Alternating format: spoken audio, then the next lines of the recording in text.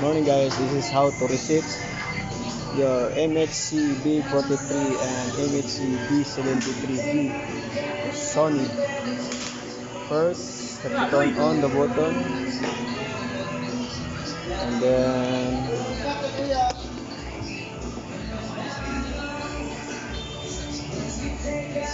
hold together the mega bass and the guitar button for almost 3 seconds. Okay, so the receipt. After that one, remove the plug. Put it plastic.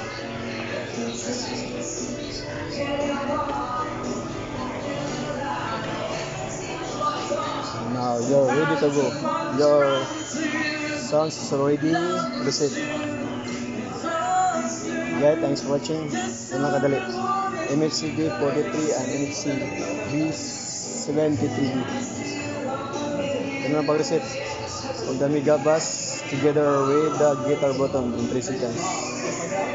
Okay, thanks for watching guys. Please subscribe. Thank you.